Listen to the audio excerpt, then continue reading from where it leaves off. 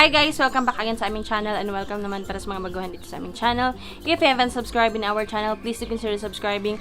Please do like this video, share to your friends, and do comment down below para sa mga katanungan nyo. Don't forget also guys to like our page on Facebook. Again, doon ako nagsasagot ng ilang mga katanungan nyo regarding sa aming mga manok. So ayan guys, bago ko simulan yung aming topic for today, disclaimer lang po, base lang po ito sa aming karanasan sa pagsasyamo kasi nga maging kami ay baguhan lang din sa pagsasyamo. So ayan guys, meron pang iba na mga ahead sa amin. So sariling pananaw lang po namin ito, and with all due respect sa mga nauna ng video sa amin, base lang po ito sa naging personal namin na karanasan. Bago ko nga pala simulan din yung aming topic for today guys, nga pala nasa Shamo kami for siguro mga 1 taon pa lang. Matagal na sa amin si Rapido, nasa 4 to 5 years na siguro, pero sa pagsasyamo talaga na maramihan na Shamo nasa siguro mga 1 taon pa lang. Since na nag-YouTube din kami guys, dun lang po din kami nagsimula na mag-Shamo. So ayun guys, para may idea lang din kayo kung gano'n nga ba kami katagal sa pagsasyamo. So magsimula lang muna tayo guys kung paano nga namin nabebenta yung aming mga Shamo. May ilang mga pointers ako dito guys kung paano nga ba namin nabebenta yung aming mga Shamo. Pero again guys, ito lang yung sa tingin ko na pinakamalaki yung factor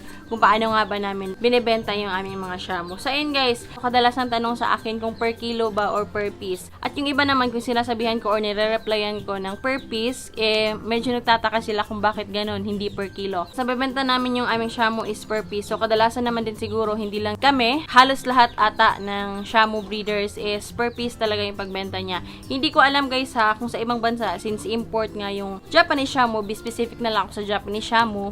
So since import siya guys, hindi ko alam pagdating dun sa Japan kung yun ba ay per piece pa rin or per kilo sa kanila. Depende pa rin yan guys, kasi meron ng mga ilang nakikita sa social media dati na pina-per kilo nila yung kanilang mga alaga. Hindi ko alam kung ano yung rason, pero yung ilang nakikita ko doon is for feeds, nagkaroon ng emergency, tapos hindi mabenta per piece kasi sobrang mahal. So, yung iba, kailangan talagang i-dispose nila for emergency purposes. Lalo na dun sa mga nagsisimula pa lang guys, talagang yung iba is binibenta nila per kilo na lang kasi nga, merong factor din kasi yun guys, bakit hindi nila na-dispose ng ganong price, pine-per kilo na lang nila kinalaunan. Kasi sa amin naman, hindi naman din kami umabot sa point sa awa ng Diyos na i-per kilo na lang yung mga alaga namin. Sa 1 taon namin na pagsasyamo guys, na-dispose naman din namin sila lahat ng per piece. Sa ngayon, napaka-trending nung pagsasyamo guys. So, pangalawang factor guys kung paano namin nabibenta yung aming mga alaga na Shamo is depende sa linyada yan guys. Kasi yung iba, for example guys, meron tayong Japanese, tapos meron tayong Belgian. Tapos yung 1 tao naman is gusto niya na Japanese Shamo, alangan naman nabentahan mo ng Belgian Shamo. So, pwede kang magkaroon dun ng problema guys, lalo na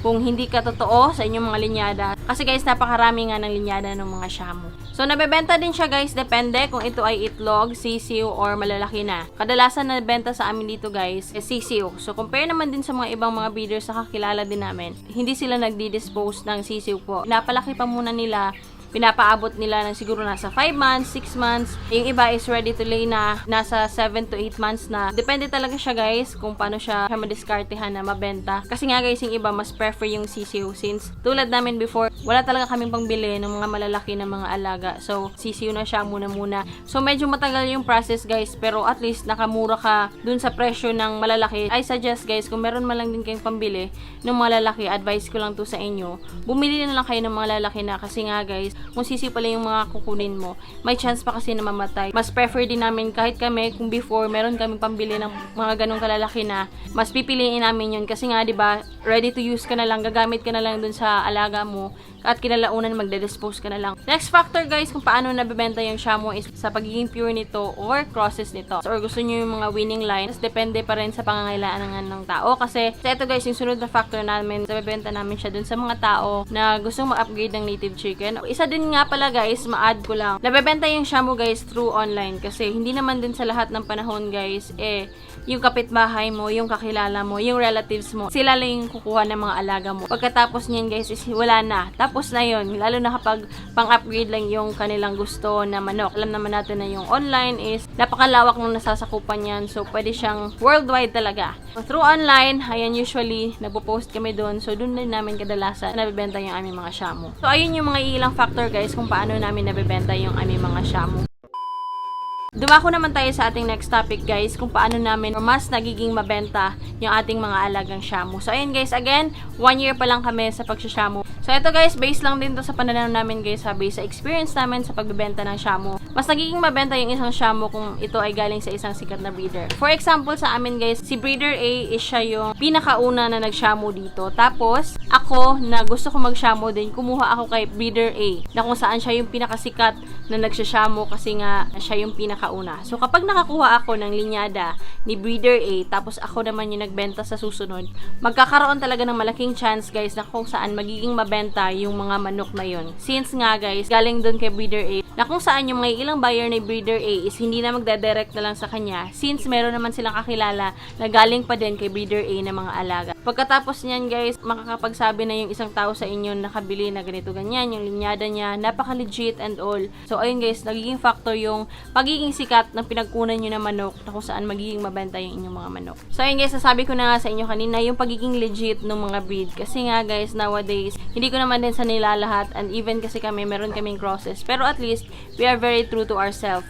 Kasi yung iba, sinasabi nila na Japanese yan, Belgian yan, pero kinalaunan pala guys, may disappoint tayo kasi nga hindi siya pure. So, mas nagiging mabenta siya guys. Kung ikaw ay nagbebenta ng legit na breed or linyada, yung pinagbentahan mo naman yan guys, eh siya naman din yung magpro-promote dahil nga nabigyan natin siya ng mga legit na linyada talaga ng manok na Shamo. Next factor guys, kung paano nagiging mabenta yung ating manok is through social media. Kailangan guys, meron tayong social media. Kasi nga guys, yung kapitbahay natin, kakilala natin, kaibigan natin, mga relatives natin, hindi naman sila always nga bibili sa atin. So, once lang yan, lalo na kapag pang-upgrade ng native chicken. Tayo na mga Shamo breeder, kung maaari lang, meron tayo sana social media accounts para malaki yung nasasakupan yan. Marami tayong mga iba't iba din mga kakilala ng mga breeders na kung saan makakapag-recommend din sa atin. So again, meron na naman tayong advertisement through our social media accounts na kung saan free siya guys or free natin na magagamit. Under sa ating social media accounts guys, mas nagiging mabenta yung manok guys kung always natin to napopost sa ating account. For example, sa Facebook guys, kapag nagpo-post tayo na a-update natin sila na ganito ganyan na within a certain month or with the span of 2 months lang, ang laki na ng manok ko. And so merong iba na magkaka-interest talaga bumili sa iyong mga linyada or sa mga manok mo naman sa susunod. Kasi nga guys, nakita nila kung gaano nga ba kabilis yung paglaki ng inyong mga manok. So ayun guys,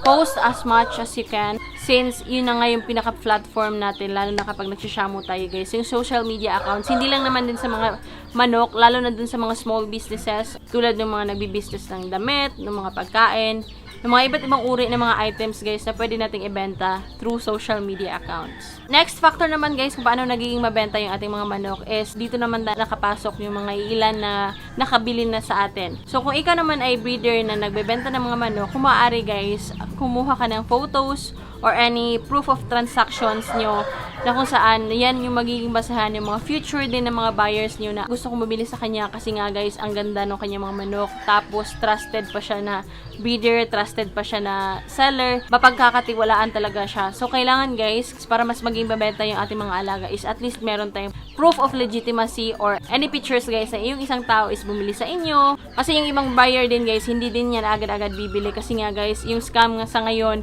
napakarami na rin. So ito guys, next factor is nasabi ko na to sa mga nakaraang video ko siguro, ang pagiging winning line ng isang manok. So nagiging mabenta yan guys kapag winning line, lalo na dun sa mga nagsasabong or sa nagpapauwak. So yan yung mga preference nila, yung mga winning line. Kumbaga meron nang napatunayan yung kanilang mga magulang pagdating sa laban. So depende naman din guys kasi yung iba gusto lang din talaga mag-breed. So dun sa mga pure, even crosses, at dun sa mga nag-a-upgrade naman ng native chicken, so wala silang problema kung winning line ba or hindi kasi hindi naman sila nagpapauwak, so gusto lang nila mag-upgrade ng native chicken. Tapos yung ilan naman guys is naging mabenta dun sa mga winning line nga ng mga linyada ng manok.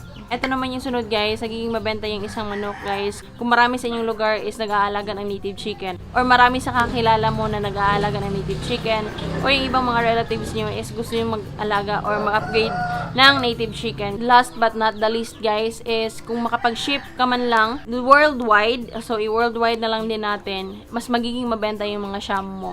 Since hindi lang sa barangay nyo, hindi lang sa lungsod, hindi lang sa region nyo, kundi nakag-cater ka na rin sa sa iba't ibang lugar. So, malaki ang chance diyan guys na yung buyer mo na nakabili galing sa ibang bansa is makapag-suggest din sa kanila na sa'yo na bumili since napadala mo yung manok mo doon tapos walang anong aberya. Napaka-smooth ng transaction and all. So, again, meron na naman tayong advertisement or magiging promoter niyan kapag meron tayong mga any buyer galing sa iba't ibang bansa na nakabili sa atin. So, malaki na yung nasasakupan mo because of our social media accounts and dun sa mga buyer natin na galing sa iba't ibang lugar. So, yun lang guys yung mga ilang factor again ng kung paano mas nagiging mabenta yung isang manok. Madagdag ko nga lang pala, hindi ko to sa nilalahat kasi yung iba, baka isipin nila kapag ganito yung presyo, hindi pure. Yung presyo mo is swak lang sa budget, sa pangangailangan ng isang tao. Kung yung mga alaga mo is hindi ganun kamahal, talagang dadagsa sa iyo or dadagsa yung reservation sa iyo. Kasi nga guys, yung iba sa ngayon din, talagang nagtitipid tayo gawa nga ng pandemic. So, kailangan talaga swak sa budget nila kung sila man lang din ay bibili nung mga Shamo o yung mga alaga mo. So, ayun lang guys yung mga ilang factor kung paano namin masaging mabenta. Social media accounts talaga guys kasi sa panahon ata ngayon wala nang taong walang social media accounts. Kadalasan sa tao nakatutok sa social media. So, ayun guys yung aming topic for today. And ayun, mag-shoutout nga pala tayo ng mga viewers natin dyan. Shoutout nga pala kay Sir Wilbert Agnawa from Benguet, Vince Battlecock from Marawi City, to Speed Heronimo, to Lijay Similano at sa kanyang asawa na si Betty Agas. Shoutout din kay Gerald Violon, Carlo Bachain, Dave Steves, Richard Trans from Cabatun, to Yans Vlog, RJB Backyard from Ilocos, to Jewel Ray Buna, shoutout din kay Annie Rose Marchan, also to Melvin TV, and finally to Sir Navigator Shamo TV. So, ayun lang yung ating shoutout for today guys, and yun na lang yung ating video for today. Sana again nagkaroon kayo ng idea kung paano nga ba namin nabibenta yung aming mga alaga at kung paano namin mas na i-increase yung sales namin. So, ayun guys, if you haven't subscribed in our channel, please do consider subscribing. Please do like this video, share it to your friends, and do comment down below. And don't forget also guys to like our page on Facebook. Again, doon ako nagsasagot ng ilang mga katanungan nyo. Ayun lang guys, thank you again for watching. Sana nag-enjoy kayo. Please do good everybody. Goodbye and peace out!